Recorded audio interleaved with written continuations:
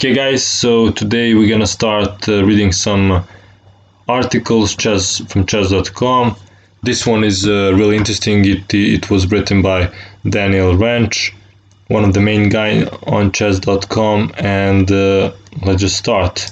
So this is about principles of the opening, really important for beginners, and really not only for beginners but for, I would say, maybe even up to 2000. You don't need to study openings that much. You just need to know these opening principles and concentrate on middle game and end game. Okay, so he's saying that there are many rules and principles for the three different stages of a chess game, but we're gonna here focus on opening. So the first rule: develop your pieces. Okay, what that means is to get your pieces out as soon as possible, and it is really important to use your entire army when playing chess at a high level. And you're gonna be much more effective when you use all your pieces than if you just play with the queen. And the queen by herself cannot do anything, cannot do a lot of damage. Okay, rule number 2: develop your pieces. So basically, first three rules are about developing the pieces.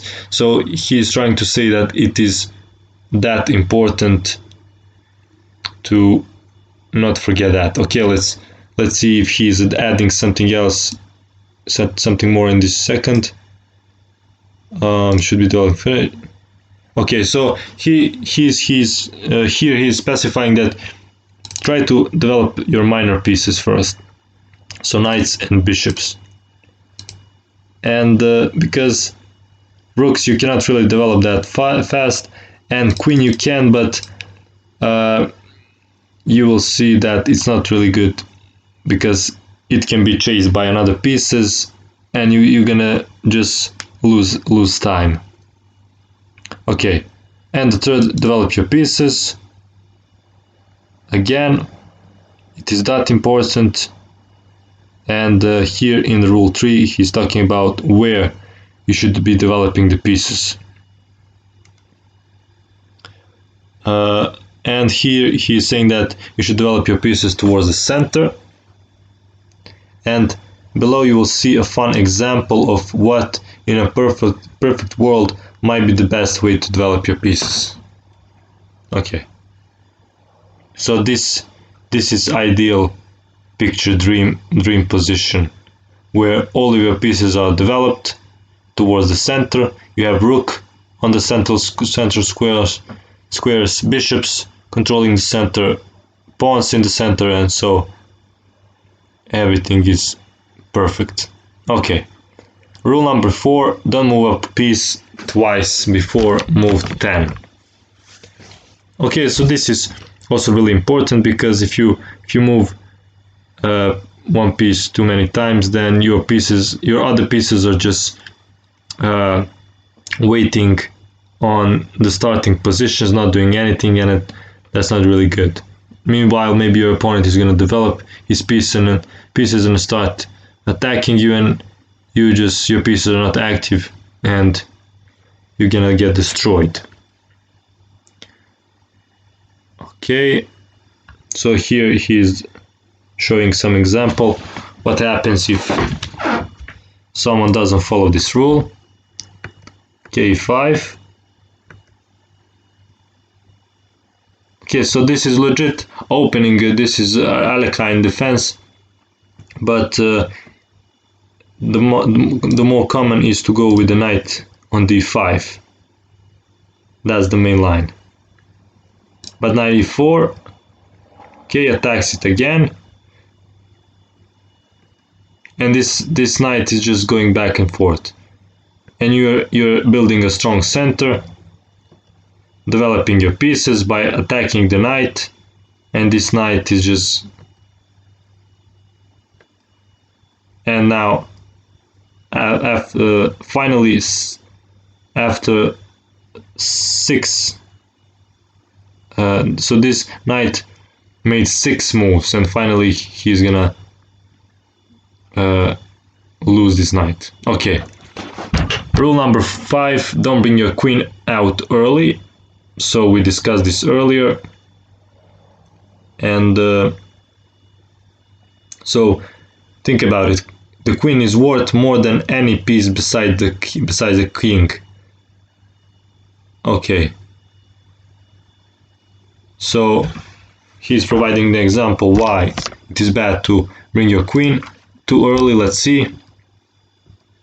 And okay, this is really common at the low levels. The white player is trying to give a checkmate, but of course g6, and black is just normally developing, but white persists. He is trying to go after this idea to get checkmate at f7, but knight d4, of course. Queen d1 has to protect this c2 square. Now d5 takes, and now taking this pawn, and now the only move is actually it's not the only move. The best is, I guess, bishop e2, but after takes,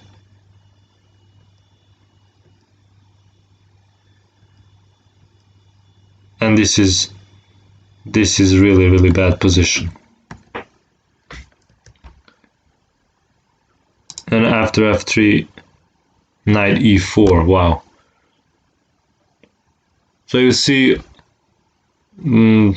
black has really good development, and white tried some queen moves and really did not work out for him. Okay, rule number 6: get castled before move 10. Okay, generally it should even be possible to castle before move 7, but I'm a nice guy and I will give you some leeway. Okay. So getting castled is one of the smartest things anyone ever did. Anyway, so why it is important to castle? Because number 1, you safeguard your king. Number 2, get your rooks into the game and coordinate your army all in one move. So really important. Okay. Rule number 7, attack, develop towards the center. We already mentioned this. White is important because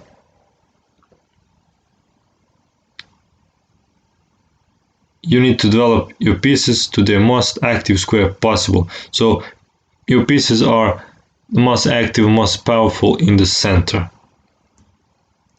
because they are controlling a lot of squares where they're in center. When your knight is in a corner, it is controlling just 2 squares, and when in the center, it is controlling 8 squares. It is as simple as that. Okay, let's see the example. d4, knight f6, knight d2. So really bad move, blocking your bishop, and yeah, blocking your bishop and not going towards the center. Anyways, e5 takes, knight g4. So e5, I mean, it's not the best move, but he's trying to exploit for example, maybe this funny move, knight d2. Okay, knight g4, attacking the pawn again, and now h3. So h3 is a blunder because of knight e3. Amazing, just amazing. The queen is trapped, and of course if you take, then it's a checkmate. So you see how just simple move like this that you think it's not a bad move can be punished really quickly. So the lesson is attack or develop towards the center. Rule number 8, connect the rooks. So this is really tied up with the castling, and when you castle you connect your rooks. Most probably, of course, you need to move other pieces, but yeah, let's see what it says. Okay, this rule is in place as a kind of reminder of or insurance plan. What I mean by this is that if you simply start following the rules of development but somehow decide to get lazy along the way, this rule will remind you that your plan of development isn't complete until your rooks are connected. So when you connect your rooks, then you know you done the right thing, and maybe the last thing you need to do is to put the rooks towards the center. Okay, and rule number 9, develop plans, not just pieces. Okay, this is one a little bit maybe advanced concept. I mean, it's not that advanced, but okay.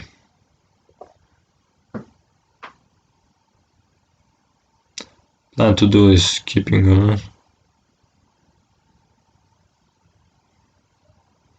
So basically he's saying, yes, develop your pieces, but try to have a purpose behind it.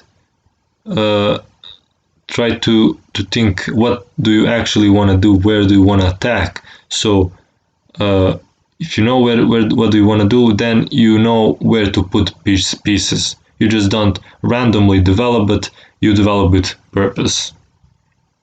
Okay, let's see the example. E4, E5, that's it. Okay, so bishop B5.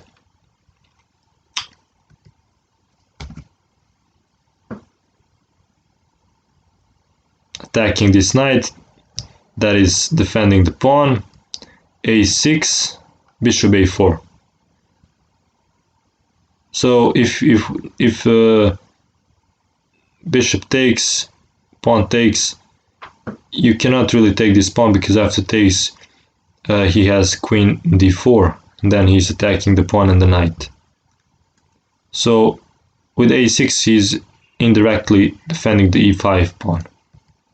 Okay, bishop a4, knight f6, attacking e4 pawn, castle, also indirectly defending this pawn. So this is all planning, this is all you're developing, but you know what you're doing, you have some plans.